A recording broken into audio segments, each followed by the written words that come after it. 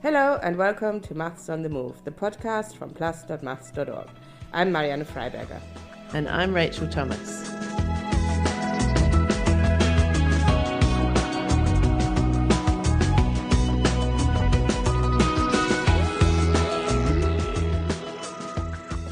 So this week we have breaking news from the world of topology. Four mathematicians, Thomas Schlank, Jeremy Hahn, Robert Berglund and Ishan Levy, have disproved a conjecture that has been around since the 1980s.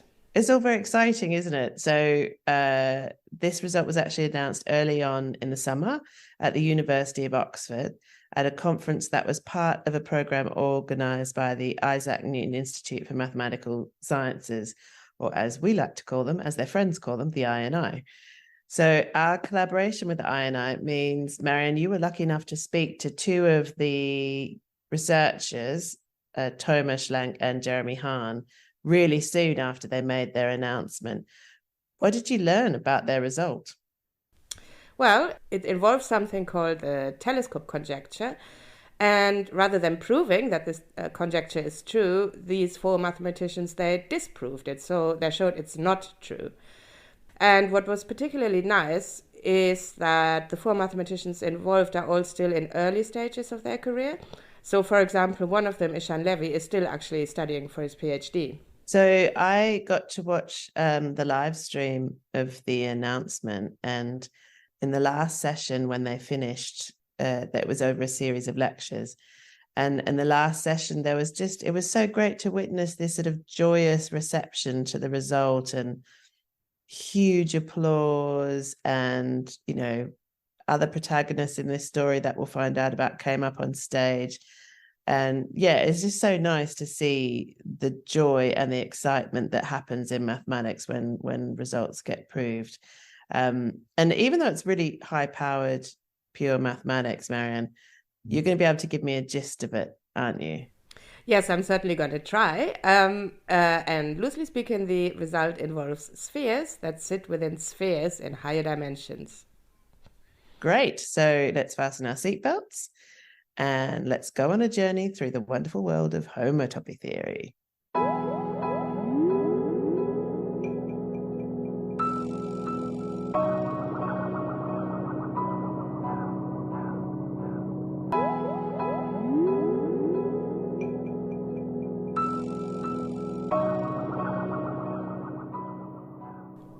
So we'll start with something called topology. So that's an area of maths that studies shapes, such as circles or spheres, for example. But it's not quite as strict and exact as geometry is. Here's Thomas Schlank. There's different approaches to how to study shapes, and you know, kind of very broadly, geometry studies shapes by thinking about quantitative measurements like volume or distance, but topology studies more qualitative properties, that we say the properties of shape that don't change if they're all made of rubber, so you can twist them and flex them. And when you do that, what you realize that essentially the main properties that describe your shape best are the holes that you have in it. So in topology, two shapes are considered to be the same if you can deform one into the other. By certain rules, you can bend, you can stretch, you can squeeze a shape, but you're not allowed to cut or tear the shape. So, for example, a perfectly round sphere is actually topologically exactly the same as a deflated, sad-looking football, because you could inflate the football to be the same as the sphere. So they're considered to be the same. Yeah, that's exactly right. Now, a sphere and a donut, for example, are not considered the same because a donut has a hole and the sphere doesn't. And the only way you could turn a sphere into a donut is to cut it open and then glue the edges back together again. So as Tome was saying, it turns out that the number of holes is exactly what's very important in topology. Because mathematicians have proved that many of the surfaces that sort of naturally spring to mind when you think about surfaces are topologically equivalent to either a sphere with 0 holes. So that would be like a ball or a balloon or a deflated ball or a deflated balloon. Exactly right. or they are topologically equivalent to the torus, which has one hole. And the best kind of torus is a donut, but also famously, another topologically equivalent shape is a coffee cup, because a coffee cup can be smoothly transformed into a donut because the only hole is the hole in the handle. And you can see some nice videos of that on plus.maths.org. Exactly. Now, if something is not topologically a sphere or a torus, then it is equivalent to a torus with 2 holes or with 3 holes, etc. So just to summarize, the number of holes is important in topology when you think about surfaces, because at least for a certain class of very natural surfaces, it's the case that they fit into one of these classes. No holes at all, like a sphere, 1 hole, 2 hole, 3 hole, 4 hole, and so on. So holes classify these kind of surfaces.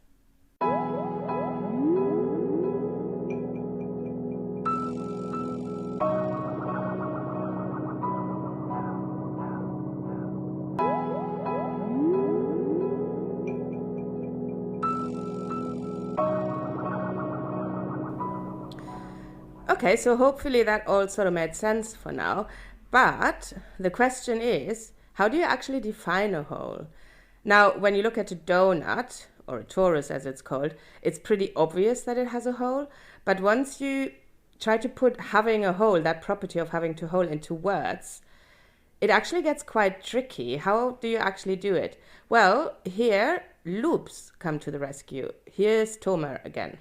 And the idea is that the way to understand the hole is to say, let's say a one-dimensional hole is if you can draw a loop that you can contract. So for example, like in the example you gave, in a torus, there's a one-dimensional hole because you can draw a loop around the torus, which cannot be contracted. And we say that a two-dimensional sphere don't have any one-dimensional holes because every time you try to draw a loop, you can contract it. So that now makes things more concrete.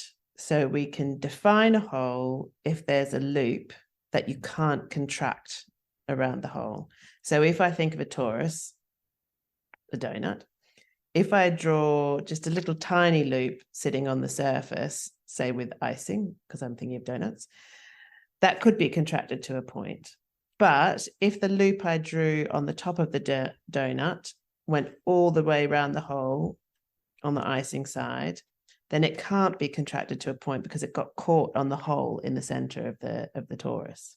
Yeah, and you could also draw a loop that sort of goes up and over the torus. So if the torus is sitting horizontally like a donut sits on your plate, then the loop would kind of wind around the hole sort of vertically.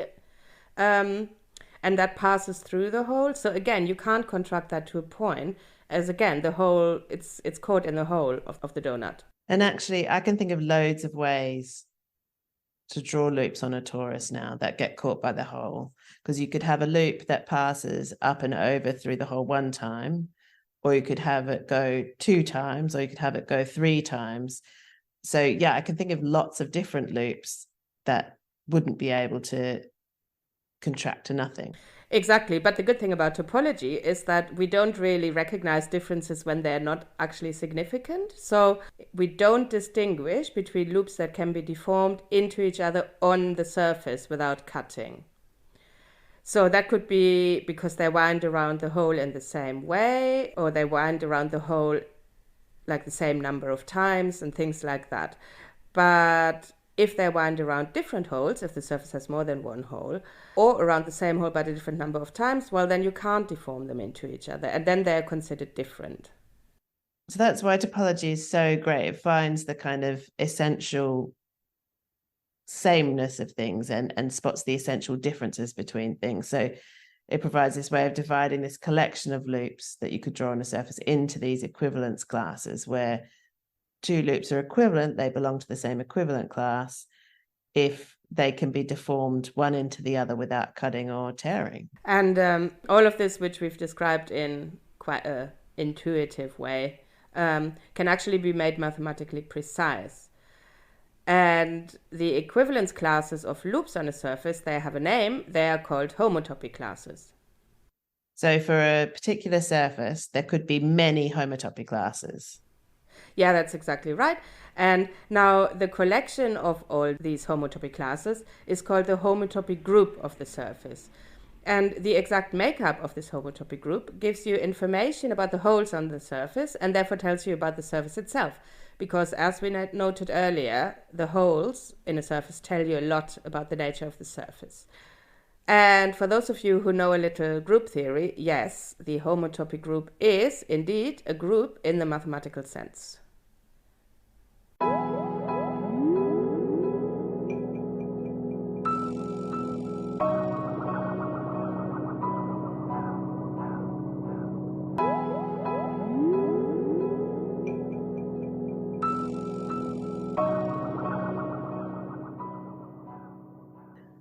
Now, the fact that earlier Thomas said one-dimensional hole suggests to me that there's such things as two-dimensional holes. Yes, they are. And I mean, this may sound a bit weird at first, but if you think about it, think of a deflated football. So that's a topological sphere. Now, it doesn't have a hole like the donut has, but it does have a hole on the inside, right? Because the inside of this football is empty. That's a hole. And this inside is considered a two-dimensional hole. So how on earth do you describe this two-dimensional hole? You can't use loops drawn on the surface of the football because they all contract to a point. So they don't encircle this two-dimensional hole inside the middle of it. Yeah. Now, a loop, if you think about it, is really just a version of a circle drawn on the surface. I mean, it might be a bit squashed or twisted, but it's really just a version of a circle. So what we can do is go up a dimension and see if we can draw a version of a sphere on the football. So it's clear that you can do that because the entire football itself is a deformed version of a sphere. So if you imagine that, can you contract the sphere that you've drawn to a point in this case? Well, no, you can't, because not without contracting the entire football to a point. And that's because the entire football is the sphere that we've, drawn onto it, mapped onto it. So this sphere now encloses the inside of the football. So I guess it's like analogous to our idea about the discussion we're having about loops. We say the sphere we drew onto the football encloses the hole. And because the sphere we've drawn is a 2D object, the hole is a 2D hole. Yes, exactly. Now, I can picture that for a football. What about a torus? Does a torus have a two-dimensional hole? No, because it turns out that there's no way you can draw a sphere on it that can't be contracted to a point. So the torus does not have two-dimensional holes. So what does that mean? I'm having trouble thinking about drawing a sphere onto a torus. Well, if you think about it, I mean, if you look at a torus, you can't really see a sphere in it, right? Like there is no obvious bit that is like, oh, that's a sphere. So that bit, I could just look at my sphere that is drawn onto the torus. It's just not there. So it turns out there just isn't a meaningful way to paint a sphere on a torus that doesn't involve messing with a sphere by squishing it or cutting it open or anything. So topologically, you can't. So there's no two-dimensional holes in a torus. That's right. And again, as before, all this intuition that we've just talked about, it can be made mathematically precise. Well, thank goodness for that. I always like it when things become mathematically precise. That's why we're mathematicians. Okay, so going back, in analogy to what we saw above regarding loops drawn on surfaces, you end up with a homotopy group of your surface, which tells you about the existence of two-dimensional holes. And as before, loosely speaking, the group comes from looking at all the ways you can draw, or in mathematical terms, you can continuously map a sphere to your surface and seeing if those mapped spheres can be contracted to points. I really like that. So mathematically, we can really, intuitively, we can really easily picture thinking of drawing a circle onto a surface and contracting it to a point, or it being caught on a hole. And mathematically, we think of that as continuously mapping a circle onto a surface. And that gives us a way to understand the holes in terms of these homotopy classes. And the same thing for spheres, helps you understand two-dimensional holes. Maths is so great.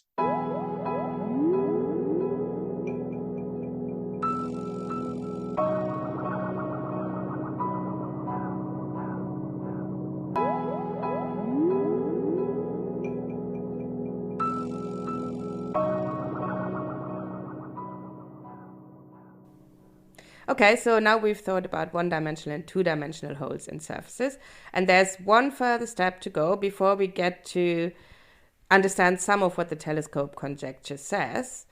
So far we have thought about mapping circles and spheres into two-dimensional surfaces to find one- and two-dimensional holes. Now, I know mathematicians love a generalization. We've got ways of defining higher dimensional shapes too. They're hard to visualize. I certainly can't think in anything dimension higher than 3, but mathematically it's not a problem at all to define, for example, a 3-dimensional sphere, a 4-dimensional sphere, a 5-dimensional sphere, and so on.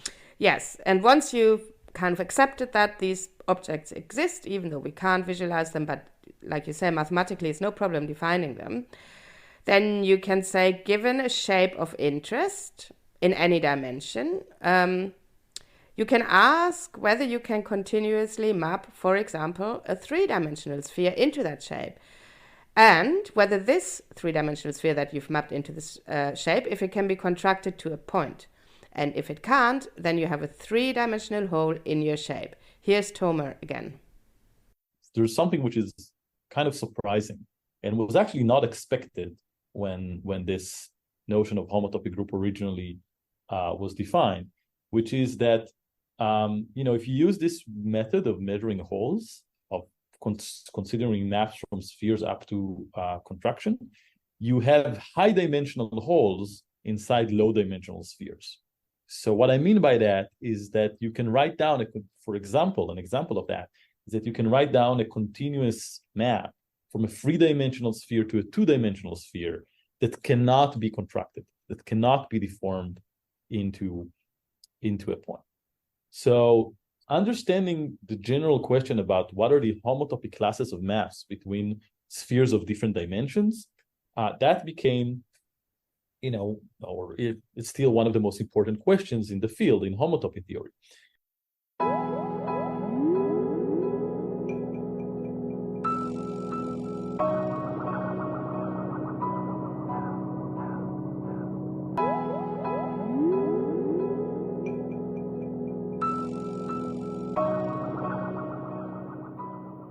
Wow, that is so exciting and so strange to think about. You can have higher dimensional holes in lower dimensional surfaces.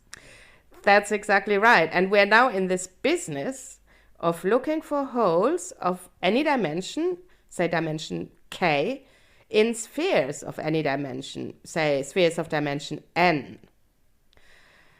And in analogy to what we explored above, we do this using the homotopy group that comes from mapping the k-dimensional sphere into the n-dimensional one.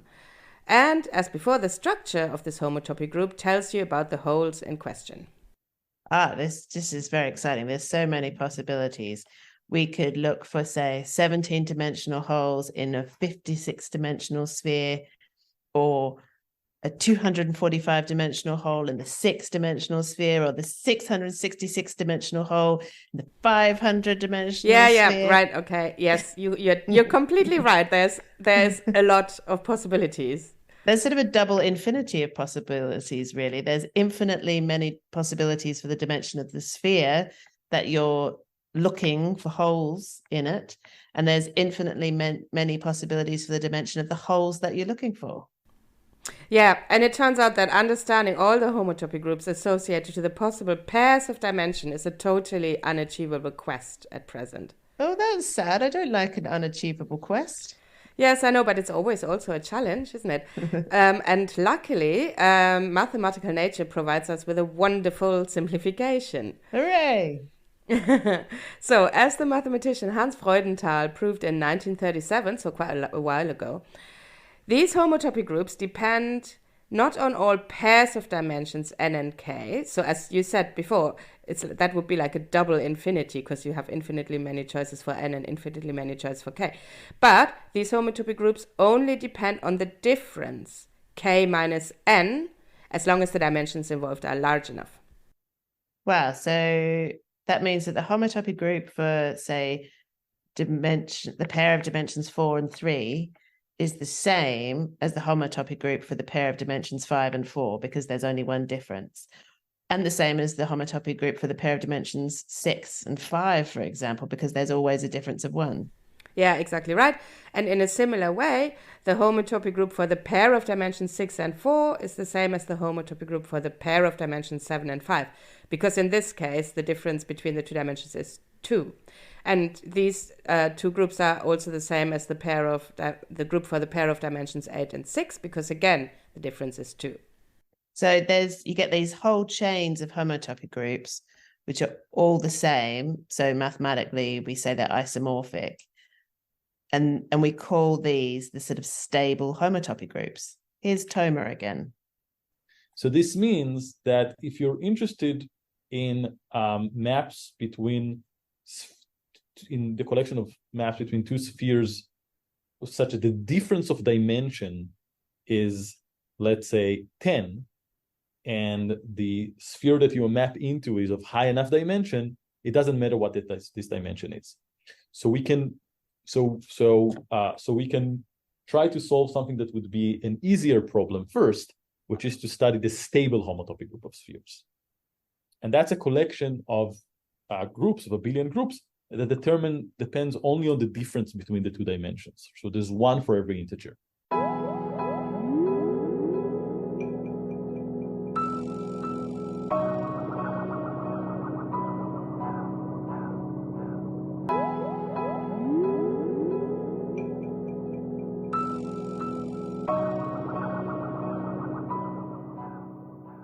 So Toma says understanding all the stable homotopy groups may be an easier challenge, but I imagine it's still quite hard. Yep, it is. And Douglas Ravenel, who posed the telescope conjecture back in 1984, has said that he doesn't expect them all to be fully understood in the lifetime of his grandchildren. And this is why mathematicians have stopped focusing on trying to understand more and more individual stable homotopy groups. So rather than going like, okay, we've understood the homotopy group for the difference of dimension of 1, and then we look at the next one where the difference in dimension is 2, which they've done. I think they've gone up to a difference of 90 or something. But they've stopped kind of focusing on that so much, and instead they try to understand their overall structure. So this may be a bit vague, but Ravenel has compared this to being in a huge mansion and deciding that instead of looking into each individual room to figure out what the mansion is like, you want to understand the structure of the whole building. So you sort of take a step backwards. And the telescope conjecture provided a potential method of getting to grips with this overall landscape, with a whole mansion. But these mathematicians, Birkeland, Hahn, Levy, and Schlank, they've just disproved the telescope conjecture. So this must mean that the method suggested by Ravenel didn't work. Here's Jeremy Hahn to tell us more. I think that is fair to say. And not only sort of did we prove that it doesn't work, but one consequence of what we do is that it fails drastically, and this landscape is much more complicated than predicted maybe by Ravenel when he predicted this telescope conjecture. So Marianne, does that mean we're back to square one? No, because there's always something to gain, even from a supposed failure. So all apart from the first stable homotopy group, for which the difference between the dimension is 1, as we said, all stable homotopy groups apart from that one only have finitely many members in them, which means that each of them comes with a definite size.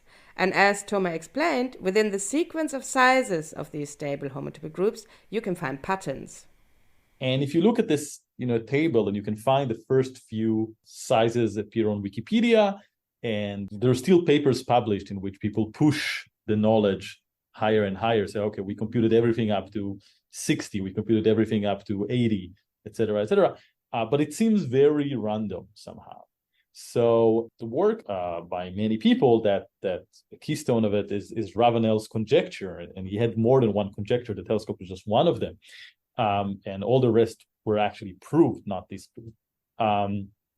Suggested certain patterns that explains this sequence that seems apparently random, and essentially detects explained that those, if you can break this pattern into certain wavelengths and see periodic phenomena appearing in them. Those periods are there, but they appear in a more complex way than let's say the most optimistic possible hope, which was the telescope conjecture. But nevertheless, the way that the way we disprove it does give us positive information. It tells us, for example, it gives us a lower bound on how large those groups are. Oh, I'm so pleased. So all hope is not lost. So the telescope conjecture would have given a way to explain the entire landscape of stable homotopy groups. But since it's now been disproved, we know that that explanation doesn't work. But Thomas said people have still spotted patterns within these collections of stable homotopy groups. Those patterns are there, but things are more complex. Like, they must be more complex than what the telescope conjecture suggested. Yeah. And the result, so the proof that the telescope conjecture is not true, has opened up a wealth of new things for people to explore. Here's Tomer again, followed by Jeremy. So the telescope conjecture, we haven't said what it is formally, but kind of, let me just say in a very, very vague way, is that the telescope conjecture predicts that two things are the same. And what we did is show that they're not the same. And saying the two things are not the same is a very, there's a lot to be left to do if you do know the two things are not the same, right? Measuring their difference, how many things are in the middle, we know that, I can say a little bit more. We know that one of them is small and the other one is large, but how much larger and what's in the middle, and so there's really, really, we have definitely, this thing that definitely opens way more questions than it answered. We already have a follow-up planned, which is also the four of us, and also joined with Shahar Carmeli and Lior Yanovsky. That's already a follow-up work prepared, but there's so many other questions and so many other directions to go. It's very exciting. Yeah, I mean, I'm very hopeful that the techniques here will continue to yield new results and more refined information. And I would say also that, there's a lot going on in homotopy theory in general, not just from us. There's so many new techniques and results right now, which is part of why we were able to do this after it had sat around for decades previously. And so it's an exciting time to be in homotopy theory.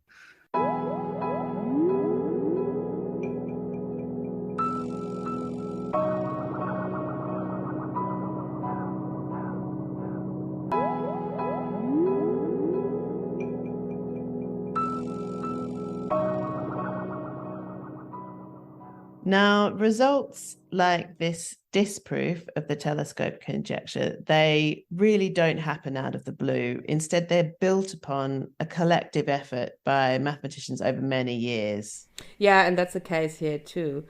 The Newton Institute event, at which the result was announced, was a satellite event that didn't actually take place at the actual institute in Cambridge, but at the University of Oxford. And this in itself was a follow-up event from a 2018 program that did take place at the Newton Institute in Cambridge called Homotopy: Harnessing Higher Structures. And this is exactly the kind of thing that we like to hear about when we talk to researchers involved in the Newton Institute, that these sorts of research programs at the Institute give people these extended periods of time, and they often follow on from programs that happened years before. And these series of programs, they sort of build up an area of maths. Exactly. And I mean, this is why research institutes like the Newton Institute, why they have such an important role, because they provide people with the time and space to really build these areas of maths. And for the four mathematicians who disproved the telescope conjecture, Thomas Schlank, Jeremy Hahn, Robert Berglund, and Ishan Levy, the great thing was that the people who built up the field, including Douglas Ravenel, who first formulated the telescope conjecture, all these people were in the audience as they announced their result. Here's Jeremy again, followed by Tomer. Well, I think that was a special moment for all of us. And so he was there, and also Mike Hopkins, who had proved most of them along with his collaborators, except for the telescope conjecture, was there. So in the room was sort of the whole history of people who had interacted with these conjectures. And so, this was a good time to announce it. And we really appreciate the conference that was at the Newton Institute that was put on, that brought all these people who had interacted with the conjectures together, and seemed like the perfect time to explain our work. This conference was also honoring, in fact, Mike Hopkins, and we felt that that's very fitting. He's a great influence in the entire field of homotopy theory, and was definitely a great influence on all of us in our work. So there we go. Without telling you exactly what the telescope conjecture says, we hope that we've given you a general idea. So really, it's about finding holes of any dimensions in spheres of any dimensions. And the telescope conjecture that Ravenel proposed would have given a way of understanding this mathematical landscape that would have arisen from this quest. But the conjecture has been disproved, but silver lining in every cloud, this disproof has already itself opened up a new wonderful world for homotopy theorists to explore. Exactly. Now, if you'd like to find out more about the telescope conjecture and see lots of pictures getting the intuition across a bit better maybe than we did in this podcast, go to plus.maths.org and search for telescope conjecture. And to find out more about topology more generally, search for topology. That's it for this episode of Maths on the Move. Thanks for listening, and bye-bye.